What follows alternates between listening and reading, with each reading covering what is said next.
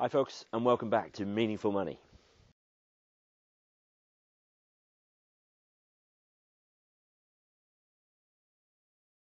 Okay, here I am in the village of Porthcurno, not far from Land's End.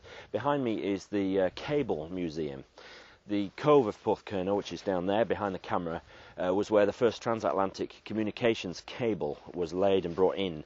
And so the museum, before it was a museum, the centre behind me was a real hub of communications for this country to the whole world. So it was obviously very strategically important in the war, and the museum deals with all that, and it's well worth a visit if ever you're down this way. Now I want to talk about how to choose a financial advisor. First question, I think, is to ask whether or not you need one. Now that can depend on a few things. Perhaps your life stage, whether you're young, single with no kids, or whether you've got kids, or whether your kids have grown and flown the nest, whether you're pre or post-retired. Depending on what life stage you're at can determine your need or otherwise for financial planning to a point.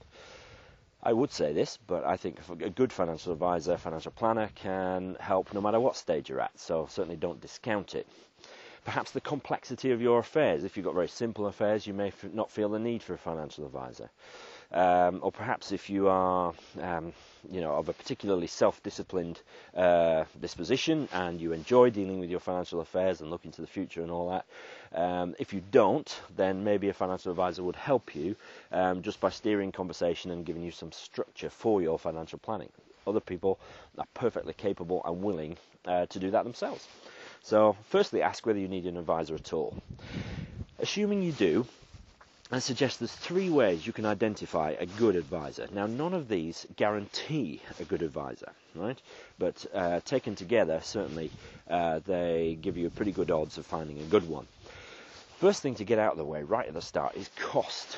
You see, the only way, I believe, to ensure that an advisor is working for you more than they're working for themselves is to get out of the way right at the beginning the cost, the amount of money you're going to pay them and what form that will take. Now, this is not about fees versus commission, which is a hot topic in the industry right now.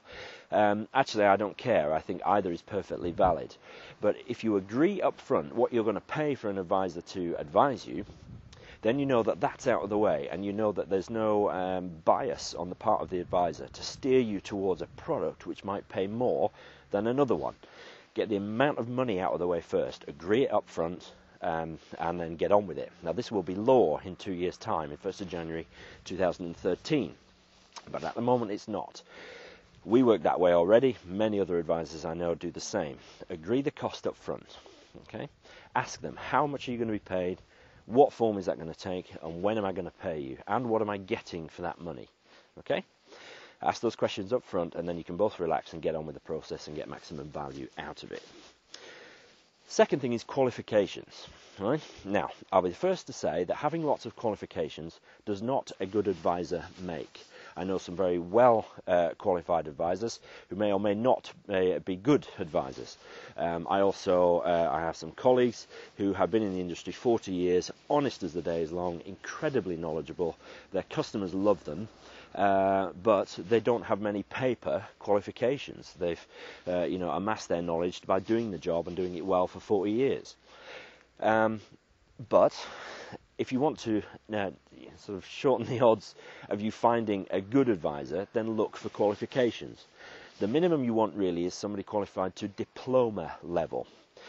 So look for letters like DIP PFS or DIP FA after their name.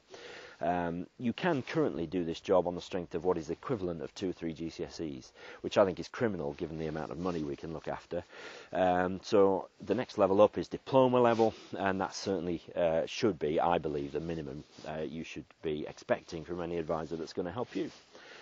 If you really want to get to the pinnacle, though, you should be looking for a chartered financial planner or a certified financial planner.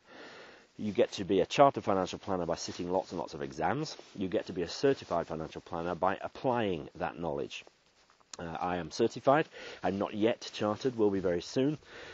But again, qualifications don't guarantee a good advisor, but they certainly increase the chances of your advisor being a good one, simply by virtue of the fact that if they're serious about their job to put in the long hours of study and graft to get the qualifications, the chances are they're in it for the long haul and they want to do a good job for you. Thirdly, I think a great way to sort the wheat from the chaff is to insist on or to find out what your advisor's review process is. Financial planning is not an event, it's a process. So if you have an advisor who is just going to see you once and then always be reactive, so he will react if you call him, but he won't proactively get in touch with you to review your circumstances, well, that's not a good relationship. What I do with my clients is agree a time scale with them, so whether I'm going to see them annually or half yearly. Mostly it's half yearly, and my clients know what months I'm going to see them in, so it'll be May and November or June and December, and they know that every May and November I will call them and arrange a time to see them, and they know roughly what the agenda of that meeting will be. It's not just about tracking performance, it's about keeping in touch with the client because people's circumstances change. And if your advisor is not willing to contract at outset what they're going to do for you over the long term, then I suggest you need to find another advisor. So again, none of those three things guarantee you're going to find a good advisor, but they increase your odds of finding a good one, I would argue. You want to know that your advisor is aware of cost. In this sort of low return future that we're looking at, cost is very important, not just of the advice that they're giving you, but of the plans that they put in place to help you achieve your aims. You want to know that your advisor knows all about tax and how that can affect the performance of your financial plan going forward. You should always be able to ask why an advisor is suggesting they do something for you and get an answer which is satisfactory to you. Never let an advisor blind you with science. They should be able to explain everything in easy terms and to explain how what they are proposing to do will affect you and benefit your financial planning going forward. As an independent financial advisor, I would obviously say that independence is best, but there are some very good financial advisors who work in a tied environment, for instance, in a bank. I know because my brother-in-law is one. He's a great guy, does the job well, and his customers love him very much. But he works for the bank, he's a tied advisor. Nothing wrong with that. I would say that independent is best, but I would say that. So look, I think, for an independent advisor, because they can choose from the whole market to find the best solutions to help you meet your financial plans. Surely the best way of all to find a good advisor is to be referred to one by somebody you trust. But in the absence of that, getting these three things right that I've talked about increases your chances of finding a good one. So qualifications, cost, and their review process. If those things are in place, chances are you found a good one, and they should do you very well over the years to come. Next time, I'm going to talk about what financial planning actually is. So for now, from Porthcurno and the Cable Museum, thanks for watching, and I'll see you next time.